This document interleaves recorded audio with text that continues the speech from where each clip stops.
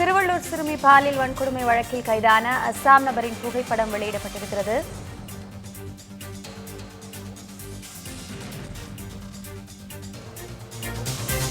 சூலூர்பேட்டை ரயில் நிலையத்தில் கைதான நபரிடம் இரண்டாவது நாளாக விசாரணை நடைபெற்று வரும் நிலையில் அவரது புகைப்படம் வெளியிடப்பட்டிருக்கிறது. இதனை அண்மை செய்தியாக நாம் பார்த்துக் கொண்டிருக்கிறோம்.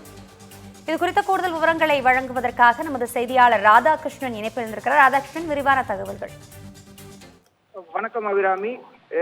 ஆரம்பாக்கம் சிறுமி விவகாரத்தில் நேற்று சூலூர்பேட்டை ரயில் நிலையத்தில் குற்றவாளி கைது செய்யப்பட்டு தொடர்ந்து கவரப்பேட்டை காவல் நிலையத்தில் நேற்று முதல் இன்றும் தொடர்ந்து விடிய விசாரணையானது நடைபெற்று வருகிறது. நேற்று வடக்கு மண்டல ஐஜி அக்ஷர் கார்க் தலைமையிலும் மாவட்ட காவல் கண்காணிப்பாளர் விவேகானந்தா சுக்லா ஆகியோரிடம் தொடர்ந்து அவரிடம் விசாரணை நடத்தி வந்த நிலையில் இன்றும் தொடர்ந்து தனிப்படை போலீசார் அவரிடம் விசாரணை நடத்தி வருகின்றனர். ஏற்கனவே ஆரம்பாக்கம் ரயில் நிலையம் பகுதியில் உள்ள சிசிடிவி கண்காணிப்பு கேமரா பதிவுகளில் பதிவான குற்றவாளியின் புகைப்படத்தை காவல்துறையினர் வெளியிட்டு பல்வேறு இடங்களில் அவரை தேடிய நிலையில் நேற்று அவர் கைது செய்யப்பட்ட நிலையில் தற்போது அவரை கைது செய்து அழைத்து வரக்கூடிய அவருடைய குற்றவாளியின் புகைப்படம் தற்போது வெளியாகியுள்ளது.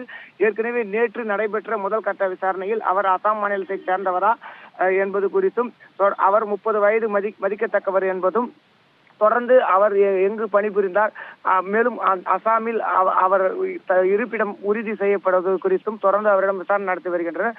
மேலும் அவரது குற்ற பின்னணி குறித்தும் தொடர்ந்து அசாம் மாநிலத்தில் உறுதி செய்த பின்னர் தொடர்ந்து அவரிடம் மேலும் விசாரணை நடத்த உள்ளதாகவும் முழு விசாரணைக்கு பின்னர் அவரை நீதிமன்றத்தில் ஆஜர்படுத்தி சிறையில் அடைக்க உள்ளதாகவும் தெரிவித்த நிலையில் அவர் மீது போக்சோ வழக்கு பதிவு செய்யப்பட்டு, அதாவது 3 பிரிவின் கீழ் 118 பிரிவு 351 பிரிவு 97 3 பதிவுகள் வழக்கானது பதிவு செய்யப்பட்டு முழு விசாரணைக்கு பின்னர் அவரை திருவள்ளூரில் உள்ள மகிழா நீதிமன்றத்தில் ஆஜர்படுத்த உள்ளதாக போலீஸ் தரப்பில் தெரிவிக்கப்பட்டுள்ளது. தற்பொழுது தொடர்ந்து கவரப்பேட்டை காவல் நிலையத்தில் அவரிடம் விசாரணையானது நடைபெற்று வருகிறது.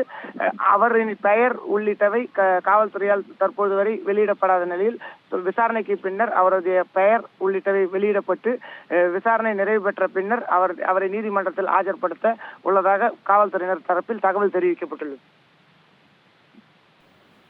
விரிவான விவரங்களுக்கு நன்றி ராதாகிருஷ்ணன். ஆரம்பாக்கம் சிறுமி பாலியல் வன்கொடுமை வழக்கில் கைதான அஸ்ஸாம் இளைஞரிடம் போலீசார் விடிய விசாரணை நடத்தியுள்ளனர். இதுகுறித்த கூடுதல் விவரங்களை வழங்குவதற்காக நமது செய்தியாளர் ராதாகிருஷ்ணன் இணைப்பில் இருந்திருக்கிறார். ராதாகிருஷ்ணன், விரிவான தகவல்கள் என்ன?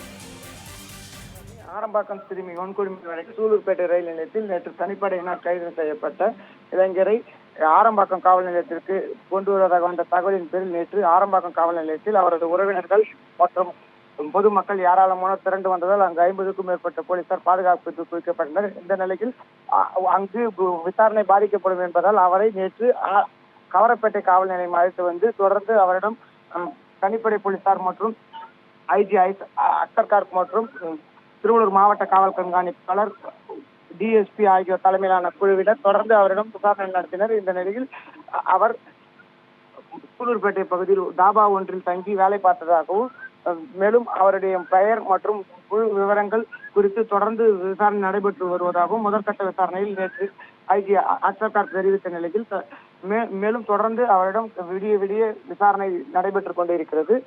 தனிப்படை போலீசார் அவரிடம் தொடர்ந்து விசாரணை நடத்தி வருகின்றனர். அவரின் முழு விவரங்கள் மற்றும் அவருடைய இந்த குற்ற சம்பவத்தில் ஈடுபட்டதற்கான ஆதாரங்களை திரட்டிய பின்னர் அவரை போக்சோ வழக்கில் கைது செய்யப்பட்டுள்ளதால் திருவள்ளூரில் உள்ள மகிழா நீதிமன்றத்தில் ஆஜர்படுத்தி அவரை சிறையில் அடைக்க முடிவு செய்துள்ளதாக தகவல் வெளியாகியுள்ளது.